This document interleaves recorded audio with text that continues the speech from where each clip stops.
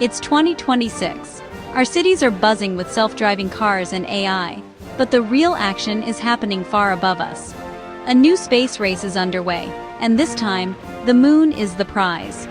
Unlike the Cold War era, today's race is crowded. Nations and private companies are all aiming for the lunar surface. The stakes? Economic power, technological leadership, and global security. The moon is now seen as a treasure chest of resources and a strategic outpost for the 21st century. Rocket launches from Florida, missions from Beijing, and satellites from Europe are all part of this unfolding story. The decisions made today are laying the groundwork for a future where humanity becomes a multi-planetary species. The question isn't if we'll return to the moon, but who will lead the way. By 2030, many hope to establish a permanent human presence there. This isn't just about astronauts. It's about new industries, jobs, and solutions for Earth. The new space race is everyone's story, and its next chapter is being written above us. The countdown to a new era has already begun. Why the moon? And why now? For years it was just a dusty trophy. But that's changed. Scientists have found water ice in the moon's shadowed craters, a game changer. Water means rocket fuel, turning the moon into a cosmic gas station for missions to Mars and beyond. The lunar soil is rich in helium-3 and rare earth elements, vital for clean energy and advanced tech. The moon offers the ultimate high ground. Control here means strategic advantage in space.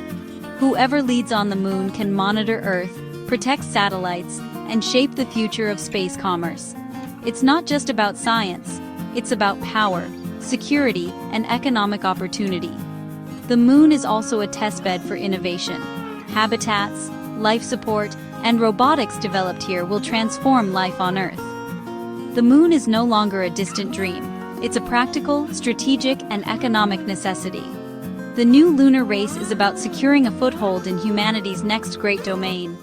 That's why everyone is looking up again. Leading the charge is NASA's Artemis program, aiming to land the first woman and person of color on the moon and build a sustainable presence. Artemis isn't a repeat of Apollo. It's about permanent bases and a lunar space station, the Gateway. The European Space Agency is a key partner, making this a global effort. Artemis has faced delays and budget overruns, but the challenge is immense. Success is about more than exploration. It's a statement of democratic values and international cooperation. The program drives jobs, innovation, and scientific leadership across the West. Artemis I proved the hardware works. Artemis II's crew is training now. Despite setbacks, the vision is clear: a lasting human presence on the moon. Artemis is a marathon, not a sprint, and its success is crucial for Western leadership in space.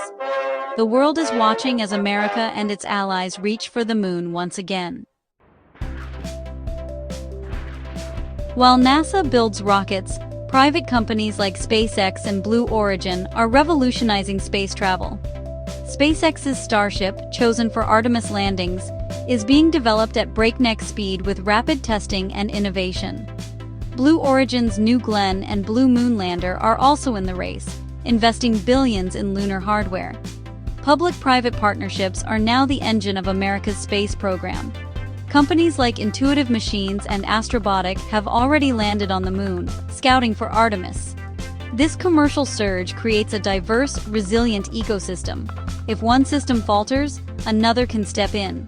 Competition and innovation are accelerating progress and building the infrastructure for lunar industry.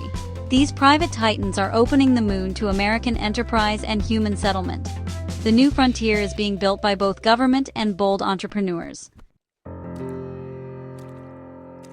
While the West pushes Artemis, China's space program advances with relentless focus. The Chang'e missions have landed on the far side, returned samples, and are preparing for more ambitious lunar exploration.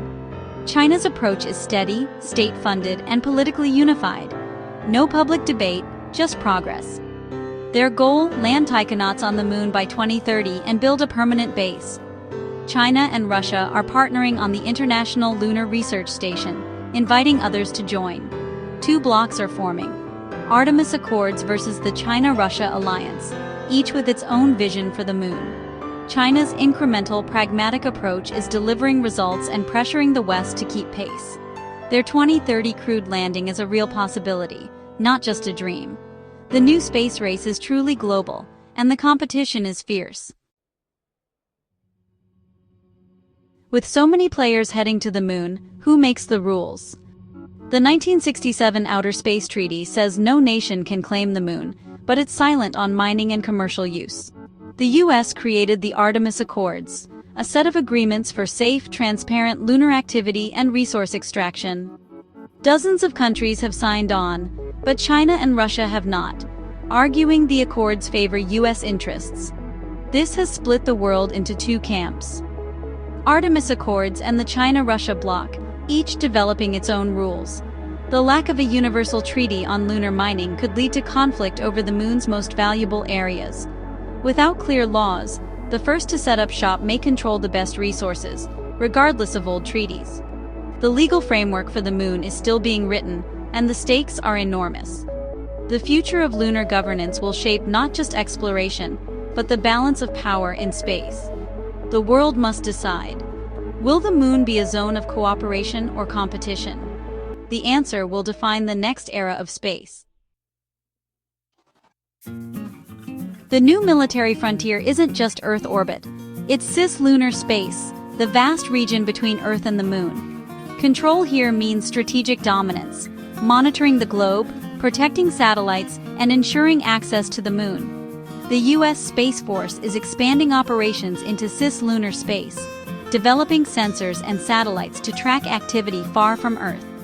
The goal: space traffic control, situational awareness, and freedom of maneuver for both military and commercial assets. Rival nations could threaten lunar bases or disrupt vital satellites, making cislunar security a top priority.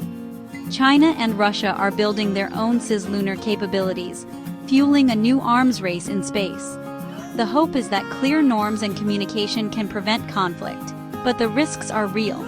Securing cislunar space is now central to being a world power. The military dimension adds urgency to the lunar race. The struggle for the ultimate high ground has begun. The outcome will shape the future of security in space. Fast forward to 2030. The moon is divided into two spheres of influence.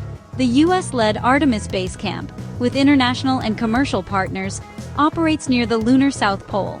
Private companies mine ice and test tech under the Artemis Accords. Elsewhere, the China-Russia International Lunar Research Station grows, starting as a robotic outpost, but ready for human crews. The two camps operate under different rules, with limited cooperation, a tale of two moons. A new lunar economy emerges, creating jobs and industries on Earth. Breakthroughs in energy, robotics, and life support benefit us all. But competition for prime lunar real estate could spark tension or conflict. Without a universal legal framework, disputes could escalate quickly. The moon's future is full of promise and peril. In 2026, the race for the moon is underway, and its outcome will shape our world for generations. Who leads on the moon will write the rules for humanity's next chapter. Will the future be defined by cooperation and shared opportunity, or by rivalry and division? The Artemis program's success is tied to our prosperity, security, and values.